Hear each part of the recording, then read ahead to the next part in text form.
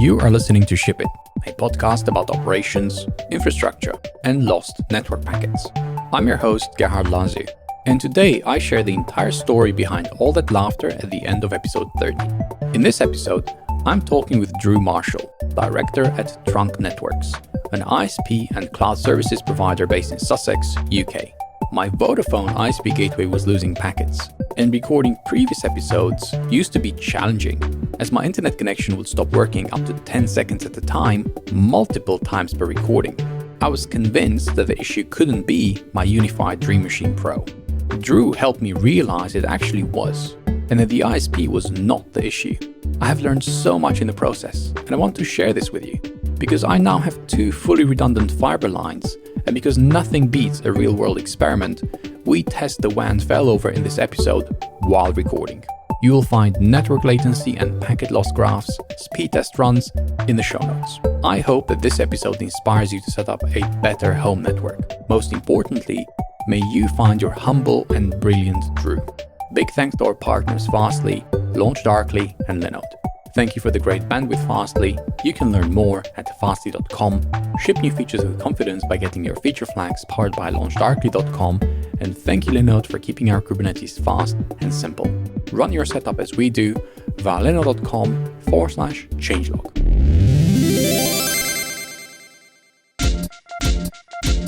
What's up, shippers? This episode is brought to you by our friends at Shortcut.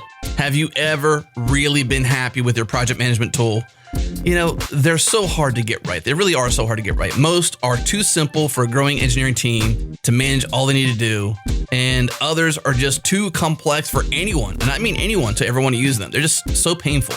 Shortcut, formerly known as Clubhouse, is different though because it's worse. Oh wait, it's better. It's better.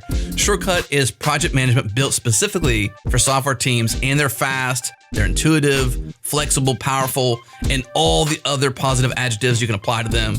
Let's look at some of the highlights. Team-based workflows. Individual teams can use Shortcut's default workflows, or you can customize them to match the way you work.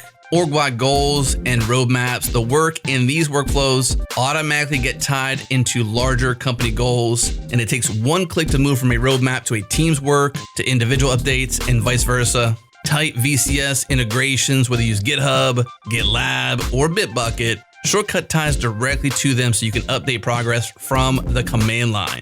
Keyboard-friendly interface. The rest of Shortcut is just as keyboard-friendly with their power bar, allowing you to do virtually anything without touching your mouse. Throw that thing away. Iterations planning, set weekly priorities, and then let Shortcut run the schedule for you with accompanying burn down charts and other reporting. Give it a try today at shortcut.com/shipit. Again, that's shortcut.com/shipit.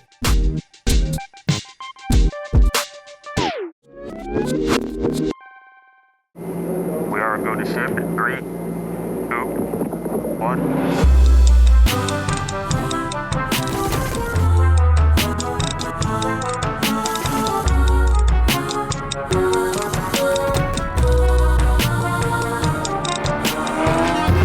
I met Drew virtually 2 months ago while trying to understand why my network packets were getting lost. And Drew is the main reason why my home ISP connection is now rock solid. And when I record these podcasts, they flow like butter. Welcome, Drew. Hi. So why did you help me out? Well, initially you raised a support ticket to us, and you asked some interesting questions. And like a lot of IT professionals who use networks a lot, maybe didn't necessarily fully understand everything that was going on. And we see this quite a lot, actually. People who come to us and say, "This is my problem. What can I do to fix it?" And actually, we then take you right back to the beginning and go, "Okay, well, so what makes you think this is a problem? Why are you pushing down this road?" And then we'll spend some time looking at, well, actually, what was the problem? Why was it here? And then come up with some things that we can try, which is kind of what we did with yourself, really. You said, "Oh, yes, I've got this problem with my network packets." We did some trace routes and looked at some other bits and pieces. And actually, where we went with this one was, "So, Gerhard, have you tried swapping out your home broadband router?" "Well, yes, I have. And I put this one in, and although it doesn't do what I want it to do, it actually worked better." Okay, right. So whilst we haven't got the right router, we've clearly got an issue going on here. Yeah. It's not further into the network. It's not where your ISP hands off in terms of, the server you're trying to get to or the service you're trying to consume. This is happening much closer to home. And we see this quite a lot. To be honest, I was quite pleased because you did actually at least have the common sense to have made sure that you'd wired everything before you started shouting about it. We get a lot of complaints from customers who are very, very unhappy that their brand new gigabit broadband service doesn't give them a gigabit when they're at the bottom of the garden in the shed. That's a good one. They've recently lined with that nice foil reflective insulation so it's not cold. And it's like, well, what do you expect? So, that was quite refreshing. We very much wanted to work with you to try to fix your problem. You weren't a customer at the time. For us, that's not necessarily all about whether we're making pound notes from you, but actually let's make it better. Hopefully you liked what we did and elect to become a customer into the future. So, in fact, you have, to be fair. So yeah, I mean, that is the thing that really surprised me. So at the time, I was convinced that my issue was the ISP. My ISP was Vodafone. I live in Milton Keynes. They're running on the City Fibre network. And I was convinced that there's something going on in the Vodafone network because I was getting packets lost to the gateway. And then obviously everything from there was not the way it should have been. To be honest, and to be fair, I've had various issues since April 2020. And they were changing. They were somewhat improving. But I never got to the point where I was happy with my connection. And I was thinking, you know what? I've been banging this drum for about a year. Maybe it's time to do something else. When I was recording these podcasts, my guests, they were just cutting out for me. It was getting to the point where I couldn't even record a podcast without my connection going down. And that was just ridiculous. Because this fiber to the premises, 1 gigabit, symmetric, that should be amazing. And it was for most of the time. But, I wasn't streaming or content wasn't buffering for things to be okay if there's a temporary short interruption. So for me, it was really surprising that even though you were not my ISP, you were so helpful. And we got to the bottom of it, right? It took us weeks, right, to get to the bottom of it. You were patient, you were there, and you were in my ISP. So I think kindness goes a long way. And that's what, I really liked about how we interacted. And I really wanted to tell this story. So why are you passionate, Drew, about low latency, high performance networks? Because it's in your title, right? Yeah, it is on my LinkedIn profile. You're right. Because for me, the network is the enabler. It's the thing that has to happen before any of the other things that we consume can exist. Probably the best example I could bring would be maybe Netflix and Amazon Prime and those sorts of streaming services. Now, I'm old enough to go all the way back to dial-up days. And of course, those services didn't exist. And in fact, actually, you were quite lucky to get a picture. I remember, I'll come back to this story actually in a bit, but it revolved around the day that sadly the Twin Towers came down and the internet maxed out and all the rest of it. But my passion really for low latency, high capacity networks is about ensuring that people can continue to take advantage of whatever the next thing is.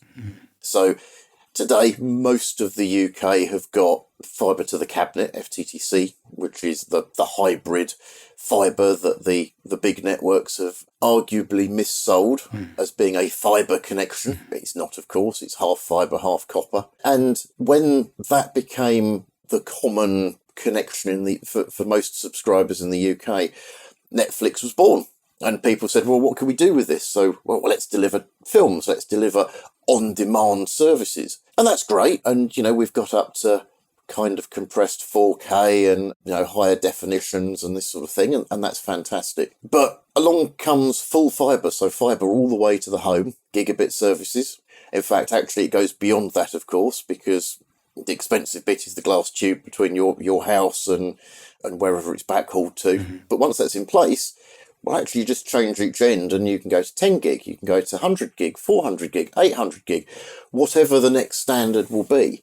So we've got this great upgrade path. We've got great bandwidth. We've got great capacity. I've got no idea what the next big thing is going to be. Unfortunately, I'm not clever enough to work that one out. If I could do that, then I'd be a very rich man, of course. But what I do know is that until the network is in place to deliver it, whatever it will be will never be delivered. So we've always got to take that responsibility. As an ISP, we've got to take the responsibility that we have to make the decision that we're the horse and it's got to come before the cart. Yeah. And that's all there is to it. And so, yes, I am passionate about delivering the best product at the best capacities. I get very unhappy when I feel that as an industry we let our customers down. I don't like the idea of selling something as fibre when it's not really fibre. You know, if you go through the Wayback Machine, you'll find that our website has never talked about the fact that it's fibre. The product we've sold has been FTTC. We've made absolutely no bones about it. And that's because actually I refused to get on that bandwagon, and my business partner backed me in that decision. And that's something that I believe very passionately about. I also don't believe, and we've never signed up to the current Ofcom Code of Conduct, which basically says that as long as you tell your consumer that their broadband won't go quick enough at peak times, that's all right. Well, for me, that's not all right, actually. Yes. If I've sold you a 100 meg connection, then I expect you to get, well, give or take, 100 meg, whether that's 4 o'clock in the morning, 4 o'clock in the afternoon, 8 o'clock of an evening.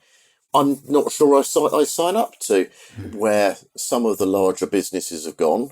My daughter's recently moved into a house in Bristol, and the only available service was via a large national player. When I say only, the only sensible available service was via a large national player.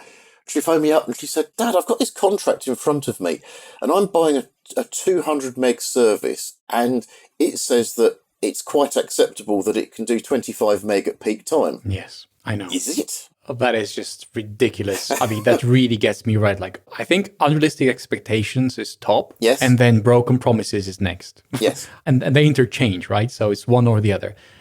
Give me what you tell you're going to give me, because that's what I'm paying for. I'm not like, am I paying less when it's 25 megabits? I'm not. It's always the same price, right? Doesn't matter how fast or how slow it is. You're right. And then I think hand in hand is when I expect to get something and I don't get that thing, and then I don't know what the problem is and people aren't straight. Yes. Is it your connection? Is it like your gateway? Is it like, where is the bottleneck? And I think you mentioned something very interesting when we were exchanging emails, is that people, they don't even know what they're getting.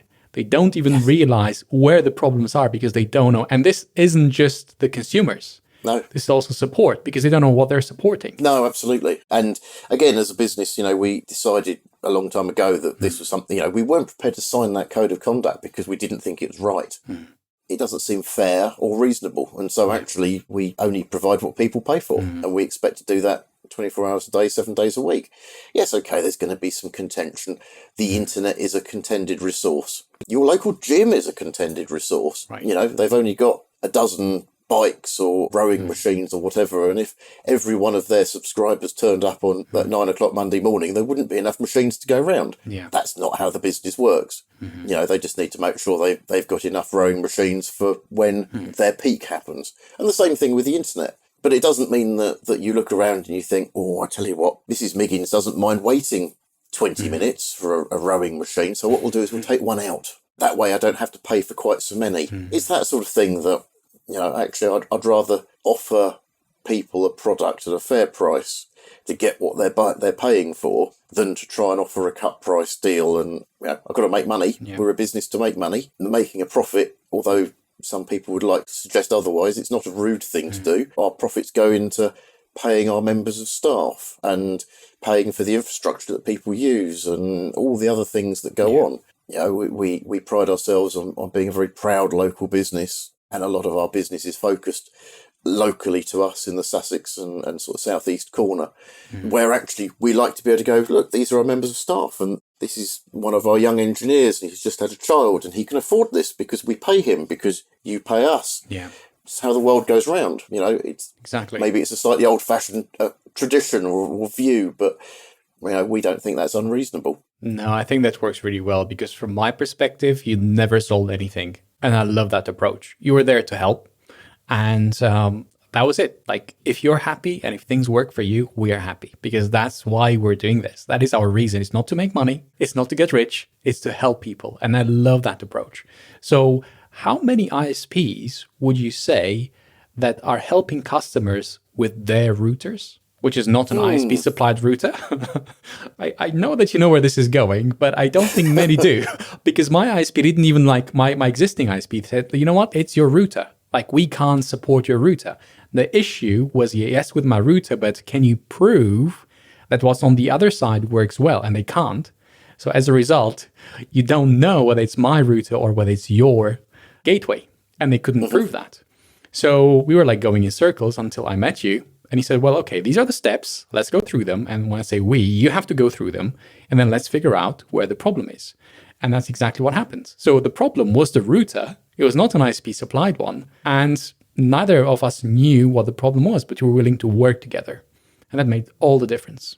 Yeah, absolutely. And the official line in terms of supported routers is that we can't help you with your supplied router. As in, we can't help you program it. We can't help you beyond giving you the username and password that you need to be able to log into our service. However, what I did and what we do as a business for our customers is to go through the fairly basic steps. We swapped a couple of routers around. We tried some different combinations. Is it a cable? Is it the router itself? Is it the way that your router is connected into your network? If we build this thing up one baby step at a time, then we can eliminate elements. And by eliminating those elements, you can get to a point where you can either, and I think I probably put this in an email actually, we get to a point where you can go, it's definitely not my kit.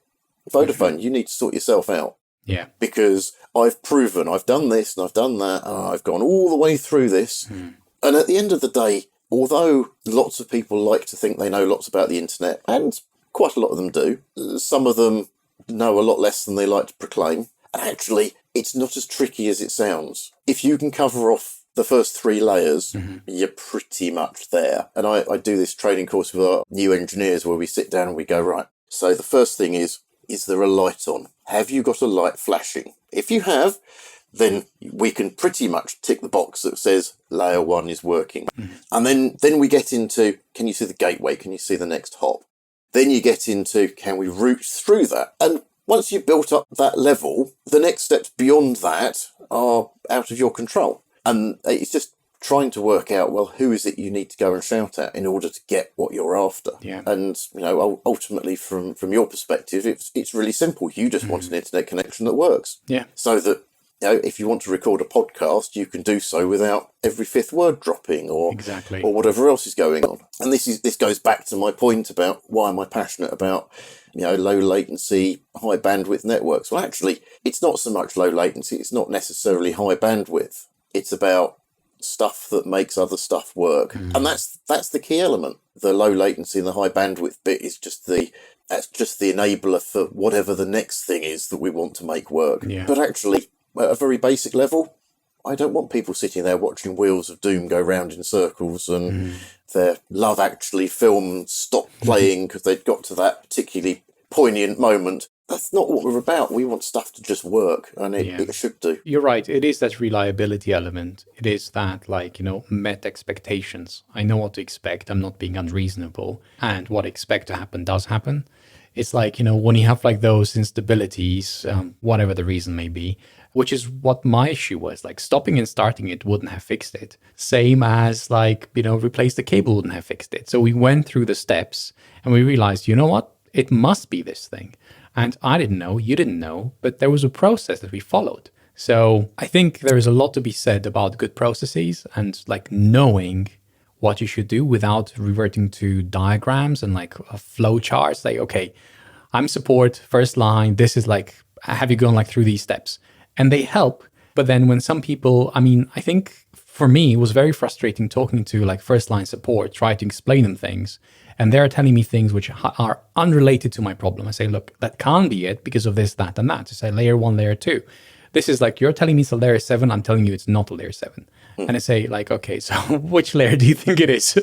It's oh, so good as this happened. The problem is that if you leap straight into layer 7 and you ignore the other 6 layers, then you're trying to diagnose a problem without actually understanding, does anything else work? If I mean, at one point, I think I looked at some log outputs of yours that suggested that the router interface was flapping. Yes. And so that could have been a dodgy Ethernet cable, something as simple as that. But until you say, well, actually, let's replace that, let's prove layer 1 works. You can't move to layer 2 without knowing that the lights are still on. In the same way, as much as it frustrates people, we sometimes have to go through the simple things like, it has got electricity, hasn't it? Yeah. Because, yes, the internet goes down at 4 o'clock every Friday. What when the cleaner comes round? We've all heard the joke about, bed 6 in the ward where people seem to die every Friday at 6 because the cleaner comes in, unplugs the life support machine, plugs the Hoover in, cleans the floor, plugs them back in again. That's a good one. It's a similar sort of process. You have to go through, what is going on? Let's do the basic ticks. Let's go through the basic stuff because it's a lot stronger argument to have, particularly with large ISPs where they've perhaps got more customer service people, shall we say it, on their level 1 help desks. You've got to better cut through that. Well, have you tried rebooting it again? Yes, I've done that lots. And the problem is that they'll get to a point where they'll want to hang up on you because you've had your 20 minutes. They'll set you a task and you'll go away and do it, phone back to tell them it's not working, and they'll start again at the beginning. And actually, that's no good to you. What you need to do is pick up again from, I did what you asked me to do. It didn't make a difference. What's the next step? Not, let's go back to square one again. Because actually, that's just really frustrating. And so it's just following that base process and making sure that you've covered off all the bits and pieces. And some of them are more obvious than others. Sometimes even I kick myself for missing something that ought to be glaringly obvious, but isn't something that the customer always realises. And not everybody is technical. You have to keep reminding yourself. And sometimes that whole electricity question is one that people don't even realise or don't even think about because it's so obvious. And surely because it's so obvious, it can't be the fault. Yeah, I know what you mean.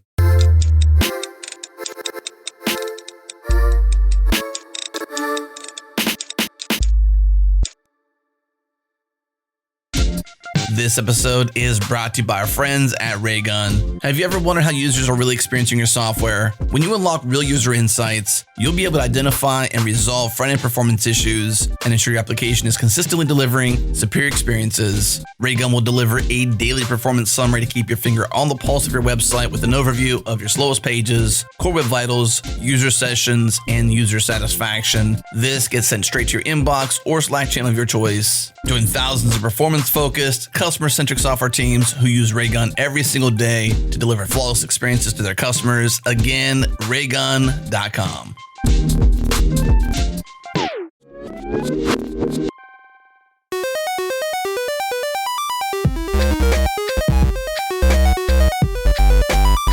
In my case, the problem was actually the router which I had, and I was convinced that was not the issue. That was the Unifi Dream Pro, and the way that was holding the PPP OE connection was flapping. That was it. It couldn't hold the connection stable long enough. And there's like all sorts of issues now. The UDM Pro, for those that know it, it's like an all-in-one thing. It has a drive, you plug in cameras, it's running like all sorts of applications. So it is an all-in-one solution. It's more like an appliance. You can run Unifi Protect, you can run the Unifi like the doorbell, like all sorts of things. I'm not sure how much this is related to it, but what I do know is that it's trying to do too many things. And when it does too many things, as with all things, doesn't do them all as well as maybe it could. So as soon as I've put the MikroTik, a really old one, this was like a 7-year-old, the RB 2011, all problems went away. Everything was working now. Because the CPU was really slow on that specific device, I think it was like 600 megahertz, like an older ARM one, the throughput would max at 700 megabits. So the connection can do 900, so I wasn't getting like the full, like what I was paying for. However, my problem with latency, with packets getting lost, all of that disappeared simply by, putting a new router in. So it was the device problem, but not what I assumed it was the problem. But going through that process really helped, for sure. One of the interesting things that we saw, and we upgraded our broadband gateways about a year ago now. And our new gateways are able to actually drop and re-establish a PPP session in something in the order of 7 to 10 seconds. Now, if you've got a flapping PPP interface like you had, actually it's very possible, particularly on a nice, fast, low latency city fibre or full fibre connection, you can actually drop and re-establish that session really quite quickly. Yes. And it will only exhibit itself as being some packet loss. Yes. And it's a bit loose and woolly as to what that is and where that is. And it, particularly if it's doing it randomly. So it's not, every 5 minutes or every 30 seconds or whatever. If it's doing it a random period of time, it can exhibit itself as being random packet loss. And the problem, and it was quite interesting, you sent me some forum links to Vodafone forums where people were making comments about various different elements of network failure and stuff. And I'm looking at some of these and I'm thinking, that's great, but this is somebody who has either a little knowledge and is trying to make themselves look much better than they are, or actually has absolutely no idea. And because I'm looking at some of this stuff and they go, look, there's a trace route here, and can you see the latency at the far end? Well, I can, but actually at hop 5, your connection could have dropped, re-established, dropped a couple of packets, and then continued. Because the trace route doesn't care.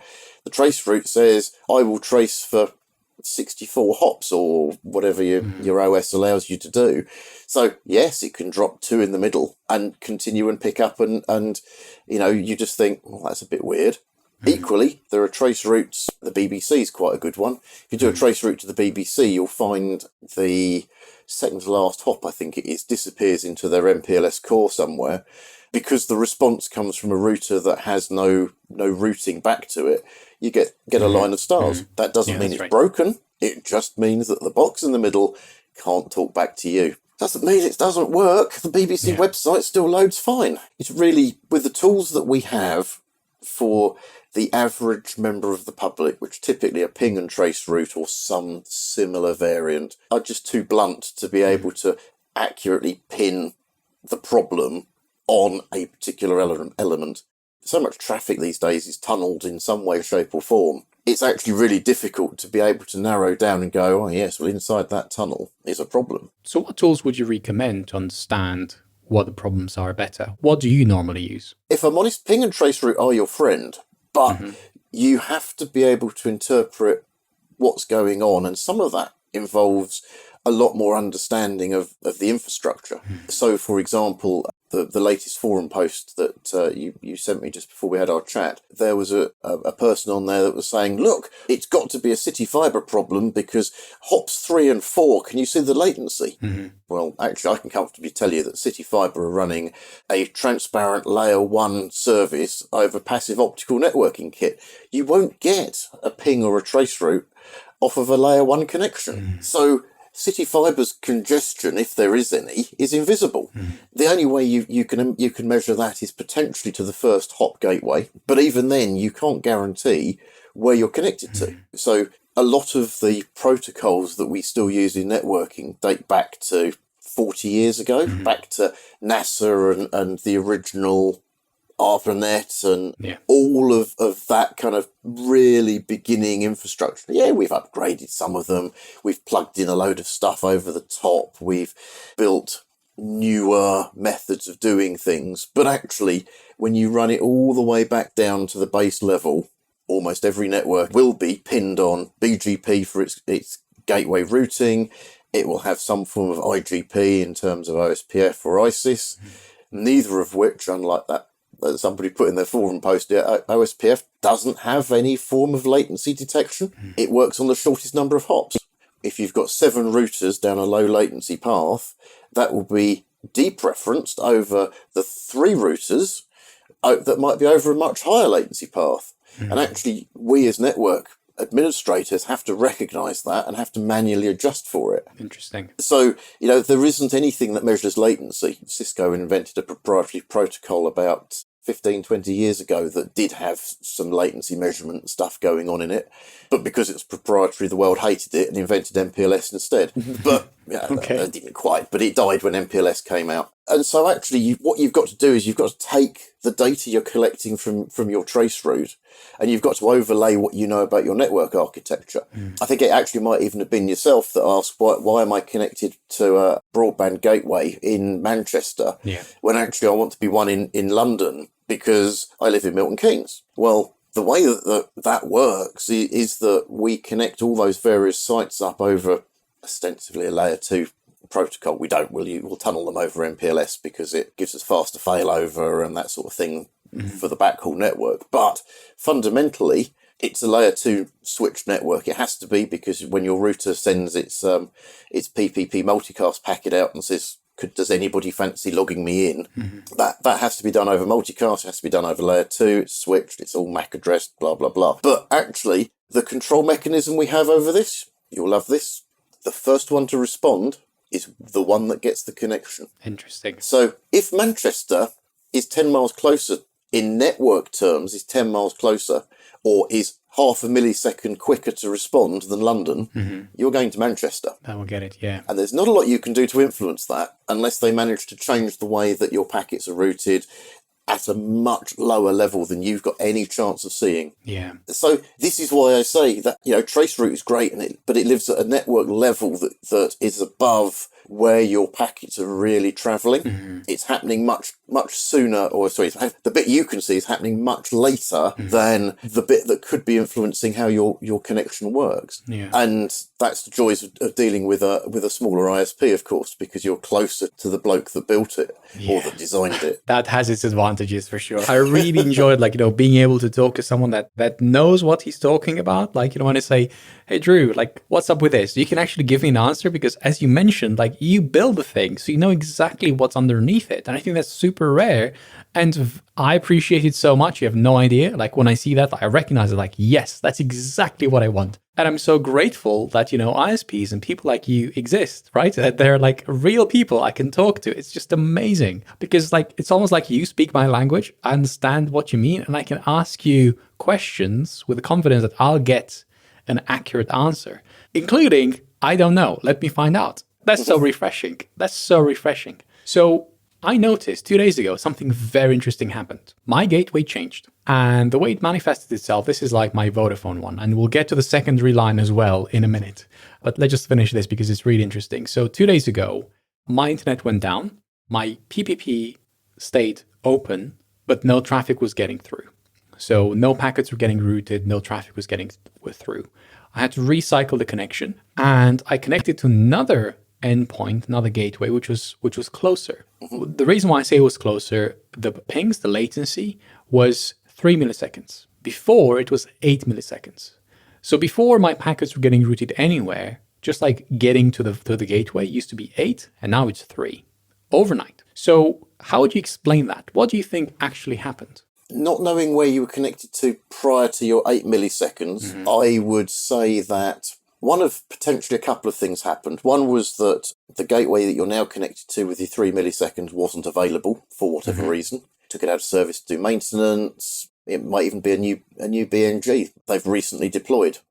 So if I give you our network design or some element of it, but I'll try and draw some analogies with where you are with Vodafone. So, for example, in Worthing, where we're present with City Fibre, we've actually got a network gateway in the exchange in Worthing. The benefit that brings is that for our gaming customers who are an amusing breed because they're hell-bent on that first hop latency.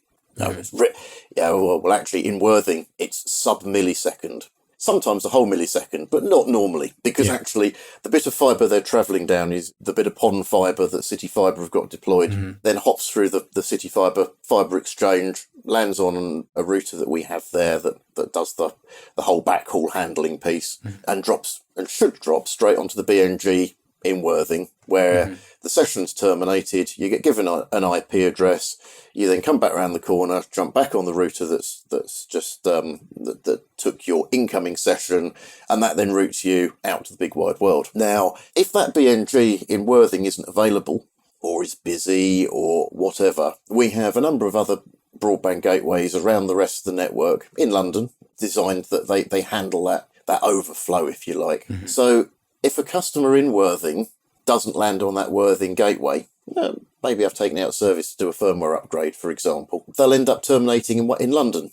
So their first hop goes from being millisecond or better to being more like 4 or 5 milliseconds, because what's going to happen is that the router, so they come in through the City Fibre FEX, as I mentioned already, they land up on the core router that handles that backhaul. It sends the multicast PPP request into the whole of that layer 2 network. Now, that layer 2 network actually traverses about half a dozen different fiber exchanges, main data centers, and other places. Basically, anywhere I've got a BNG, that multicast packet will be sent.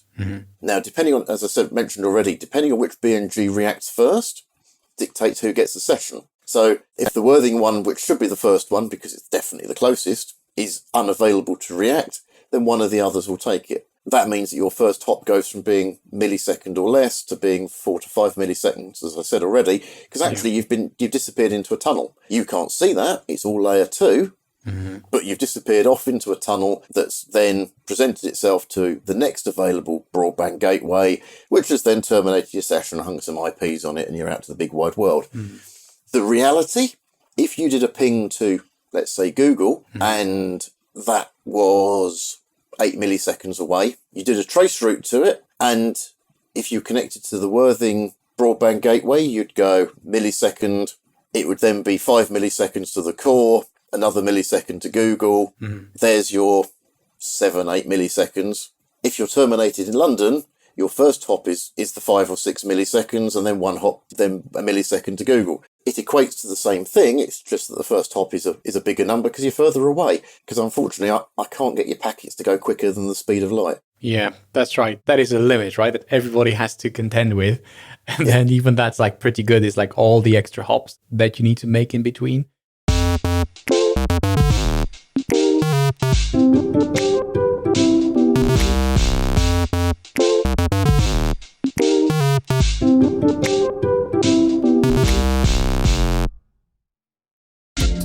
What's up, shippers? Adam here, and I want to tell you about one of our new partners for 2022, MongoDB, the makers of MongoDB Atlas, the multi-cloud application data platform. MongoDB Atlas provides an integrated suite of data services centered around a cloud database designed to accelerate and simplify how you build with data. Ditch the columns, the rows, once and for all, and switch to the database loved by millions of developers for its intuitive document data model and query API that maps to how you think and code. When you're ready to launch, Atlas automatically layers on production-grade resilience, performance, and security features so you can confidently scale your app from sandbox to customer-facing application. As a truly multi-cloud database, Atlas enables you to deploy your data across multiple regions on AWS, Azure, and Google Cloud simultaneously.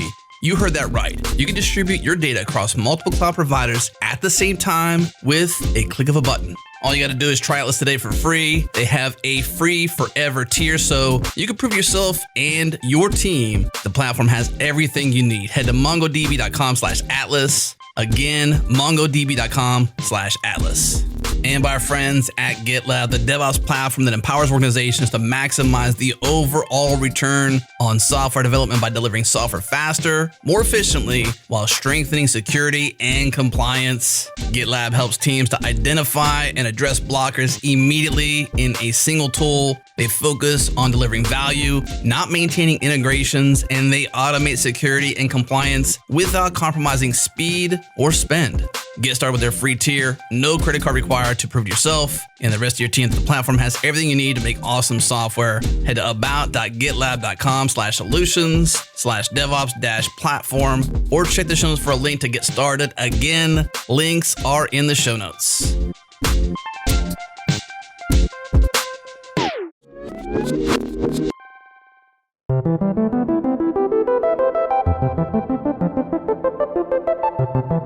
This first hop, I think, is really important. And the first hop will be from your router to the gateway, wherever that may be. And on Vodafone, this used to be 8, 9 milliseconds. So you mentioned sub-millisecond. I would love to have that. And while I don't have that with Vodafone, what happened recently is it went down to about 5 milliseconds, 3 milliseconds. Actually, it was 3, 4 milliseconds. It fluctuates, but it's twice as good as it used to be. So that is a good improvement. Now, Trunk Networks is my secondary ISP, and I can switch between the two. So currently my setup is configured so that I disable one, and then the other one, even though it's live, the routing only uses one of the gateways. So when I disable the primary, the Vodafone, I fall back to the secondary. And even then, my first hop is 5 milliseconds. So the quickest that my gateway is 5. So that's like my starting point. Whether it's DNS after that, when I go to Google's DNS or Cloudflare's DNS or OpenDNS, it will be on top of those 5 or 4 milliseconds in this case. And that's still good. If it's over 10 milliseconds, I think that's when you start feeling it. And it's not only that, but like when it starts fluctuating. So from that perspective, 5 milliseconds as a starting point, great. It's when it gets higher than that, when it's bad. And when you have packet loss, it's even worse. So one problem which I have, and I hope that you'll be able to explain to me why that is when I switch from one ISP to another one, so when I disable one of the connections, there's like maybe 20, 30 seconds period when as if the existing connections stop working and TCP connections, new ones are okay, but existing ones stop working. Why is that? That's almost certainly going to be because you've got two different ISPs on your router and you'll be running NAT, network address translation, to the WAN IPs that your router's been given. Now, obviously, your router has to keep a memory, a state, if you like, of those NAT addresses. So to give you an idea, you go to the BBC's website, your computer initiates that connection. The router makes the network address translation, so it takes your internal IP and maps it to your external one and sends it out to the big wide world. Now, what it has to do is remember, when the BBC sends you the data back, it has to remap that back to your computer. Now, if you swap ISPs halfway through, suddenly your WAN IP address has changed. Now, that NAT table, so the return path, is almost certainly the one that is causing you the problem, because it's saying, I've got a return path and I'm expecting it back in from interface A, and actually that's not happening at the moment. So it gets itself a little bit of a mess, which is why new connections work fine, because it's writing new address table entries. If you actually cleared down the NAT table as part of your switchover, you'd probably find that actually it would be pretty much seamless.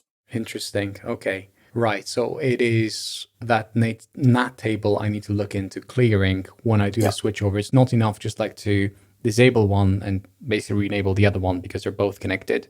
So that actually does make sense. Okay. For example, the way that we do high availability, we do this a lot with in the corporate world with leased lines.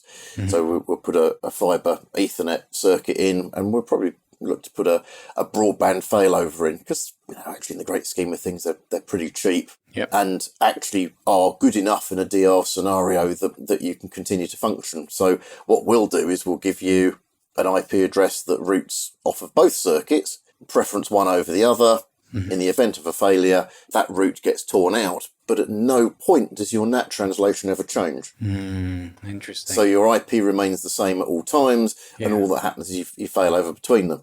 That's not possible, unfortunately, in home broadband world, because particularly when you're using two ISPs, because obviously you've got a Vodafone IP on one port and you've got a Trunk Networks IP on another, and I can't announce a Vodafone IP and Vodafone can't announce mine. So that's one of those compromises that you have to make. Okay. You talked about in a previous podcast a 7-minute delay when you destroyed your website and it rebuilt itself. Well, this is kind of one of those similar network things where it's like, there's 30 seconds failover, but it failed over. And if the internet, as it obviously is very important to your life, then actually it failed over, it recovered all by itself.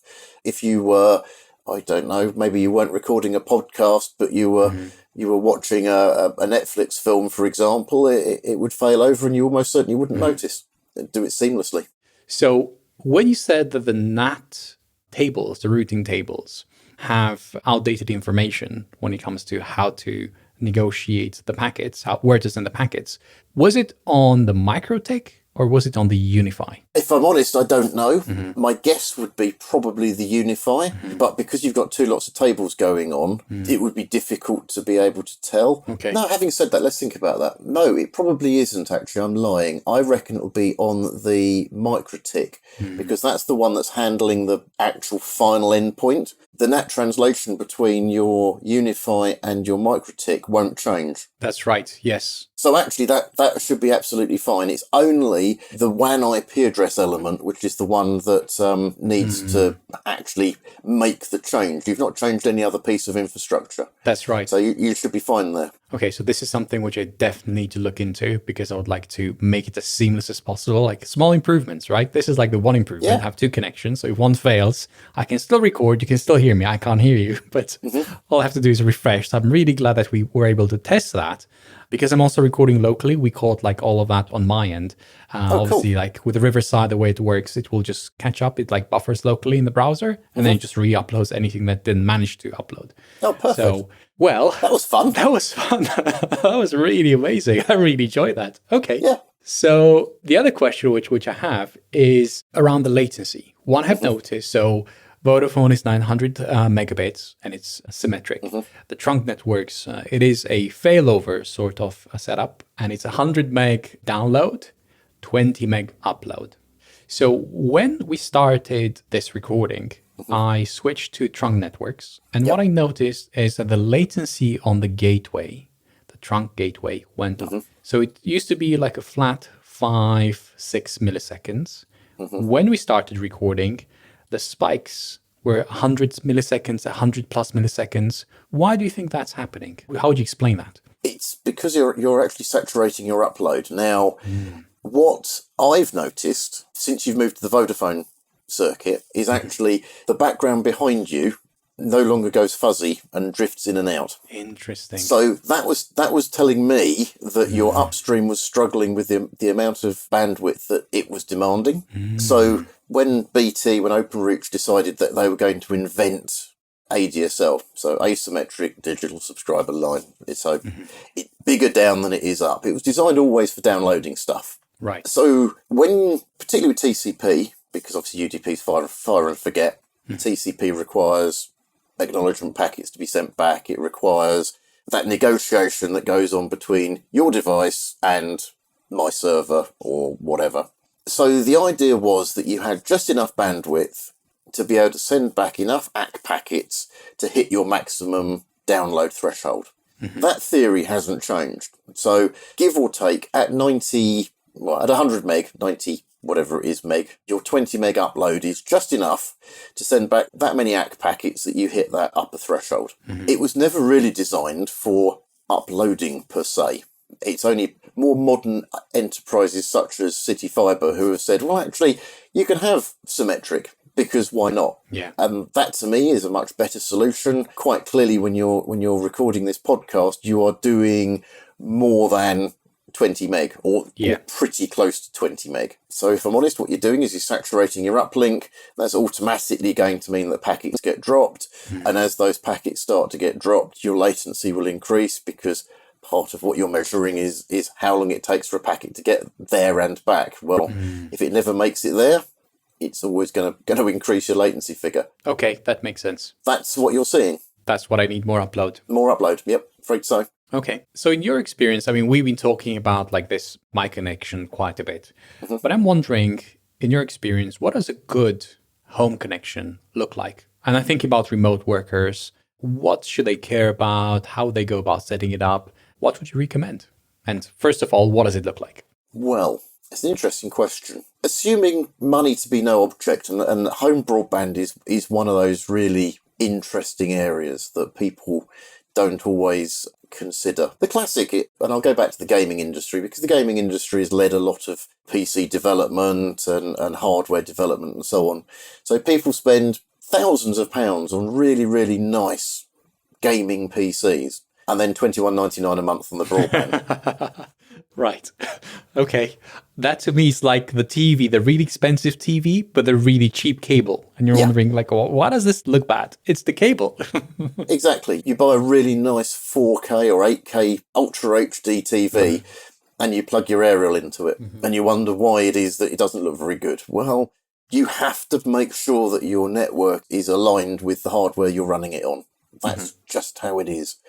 So in terms of a home internet connection, and these days, home working and home internet and all the rest of it they're in one big melting pot. So my first question would be, so how important is the internet to you? If the answer is, well, actually, I run my business on it, I run my life on it, actually I want this to be as near as is reasonably possible 100% up, then I would say you've got to be really looking at 2 connections like you have, ideally from 2 different providers, because that covers off what happens if their network goes bad, what happens if something bad happens. And actually we've covered you off. So not only are you with Vodafone and trunk networks, but actually Vodafone's with City Fibre. So that is different physical cable in the streets.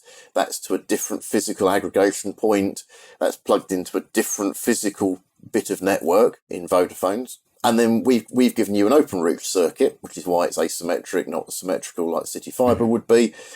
But that's then on a separate piece of fibre, taking a separate route in separate ducts, different bits of road. That'll go back to the BT exchange, and it's then over different backhaul onto us as a different network. So if any one of us, and if any one of those components goes bad on you, give or take 30 seconds, you'll fail over, your life will continue, and depending on what you're doing, you may not even notice. That's kind of where I believe people should be. We can fail over transit providers. We could have a major BNG failure, he says, touching wood, hoping that doesn't happen, but we can suffer those things. We've got more than one of them. Customers simply end up disconnecting and reconnecting somewhere else. And although that may not be completely seamless, hopefully within 30 seconds to a minute, your router's done its thing, our network's done its thing, you're back connected, we're all online, everybody's happy again. That's how we design our network. That's how Vodafone designs its network. And actually, if your home network is that important to you, it's kind of how you should be thinking about your home network as well. It's worth spending a few pounds on it. You have to take a view. If you replace your PC every, 3 to 5 years, probably closer to 3 if you use it extensively, your network kit will probably last you 5 to 10 years.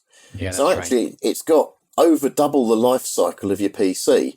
And if you're happy spending £1,500 on a new PC every 3 years, then spending £500 on a router that outlasts your PC by twice its life actually isn't a bad investment. And then, putting the right connections on the end of it to give you as much resilience as you can makes sense. If it's not that important, well, maybe, or you haven't, you're in a lucky position that you have got OpenRoute and City Fibre in your street. But, we can still look at, for example, 4G failover.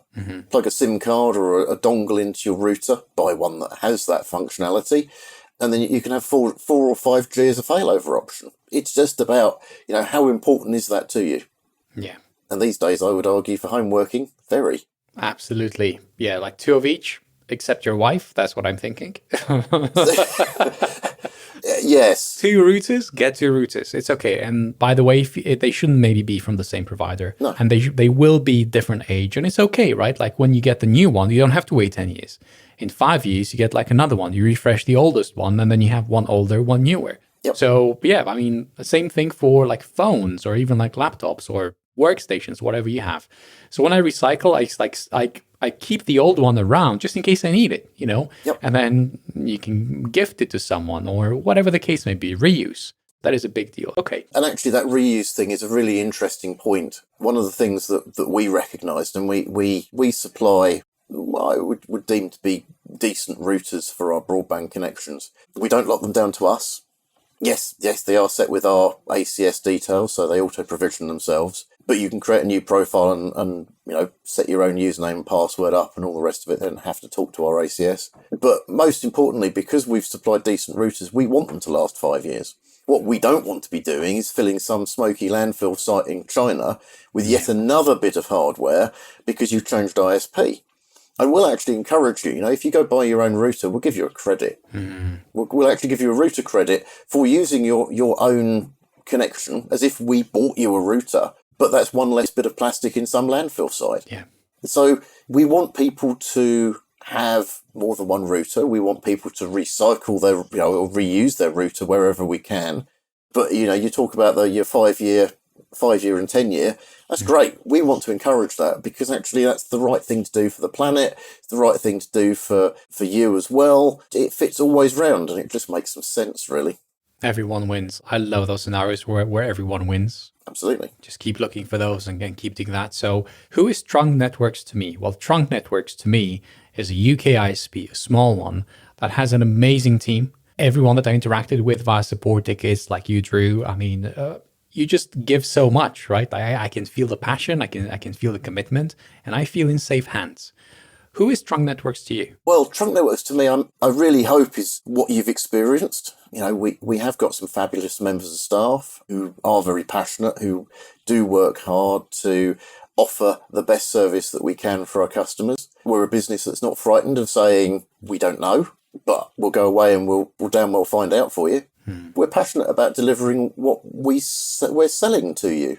As I mentioned previously, you know, we want to make a profit, because actually that's what makes the world go round. That's what keeps you in business. You won't be around if you don't make a profit. So it's in my interest for you to make a profit so that you're around. Yeah, and every morning I wake up and I think, do you know, every one of our members of staff, the work that I put in helps to pay their mortgage. And that drives me to continue to push forward with what we're doing. Yeah, and I know that Darren, my business partner, is absolutely no different. He's every bit as focused on delivering a great product for happy customers, for people who want to actually turn around at the end of the day and go, do you know, that was great. You know, yes, I had a problem, but these guys, they worked as hard as they could to fix it. There's not a lot I can do to stop it. We'll figure it out. It's okay, you know. You know, we'll work damn hard to fix it for you. And we'll do that as quickly as we can, based on the fact that typically the stuff that breaks is outside of our control. If the fibre to your house breaks, it's not one of our engineers that will come and fix it, unfortunately. But we'll get on the case with our third-party provider and shout at them until you are fixed. And that's what we do. So as we prepare to wrap up, what would you say is the most important takeaway for our listeners from our conversation? I think the most important thing that I really would like to hammer home is that if the internet is important to you, the cheapest isn't necessarily going to be the best option. It's an option, of course it is. There are large ISPs that make a very decent turn on selling pilot high, sell it cheap connections. But with that comes the potential for things to go wrong. If you want, you know, people who care, people who can work with you to fix your problem, we want to be part of a solution. We don't want to be part of the problem. And we want to make sure we're part of your team. We're on team customer, believe it or not. That's kind of our mantra and our thought process. And if off the back of our conversation today, one person turns around and says, do you know, actually, I kind of see where they're coming from, then it's been a success. Well, that's exactly what it has been for me. You know, it started as a conversation, like random question, hey, can you help? Yes, you could. Like, you know, this is what we can do. This is what we offer. This is how we operate. We went like through that process together, and I never felt like you were selling me anything. And I love that, you know, like I was the one wanting to buy it because I realized how amazing it was and how rare that was. And no sponsorship, nothing like that, because why? I mean, it doesn't work like that. You know, you have to basically put your money where your mouth is or where your mind is. I certainly did that, and it was great. And I wanted to share this story with all the details, with how basically I went through this process and what I ended up with, which, by the way, I'm really happy about. We can still improve it, and I know that we will improve it. And my interest in sharing this with you all that are listening to this, and see if it works for you. I mean, I don't know what your ISP choice is or where you are in the world, but this is how I solved my problem, and hopefully it will inspire you to solve yours. Thank you, Drew. This has been amazing. I've been looking forward to this for a long time, and I'm looking forward to what we do next year. Thank you. Yes, thank you very much for your time and your custom, of course. But it has been an absolute pleasure, and it was really great to be able to fix your problem. And most importantly of all, you wearing that nice big smile, which for me says that, you know, we got it right. So thank you. Thank you, Drew. Thank you for tuning into another episode of Ship It. This is just one of our podcasts for developers. Go to changelog.com/master for the rest. You can join us via changelog.com/community for free. The only cost is happiness credits if you choose to not interact with us. There are no imposters in our Slack. Everyone is welcome. Huge thanks to our partners Fastly, LaunchDarkly, and Linode. Thank you Breakmaster Cylinder for all our awesome beats. That's it for this week. See you next week. There's one more thing. If you want me to help you ship your code into production, find me at dagger.io. I have 2 slots left this month. Mention Ship It episode 35 when you request access, and I will pair up with you on what you need to ship into production. First come, first served basis. And remember, always be shipping.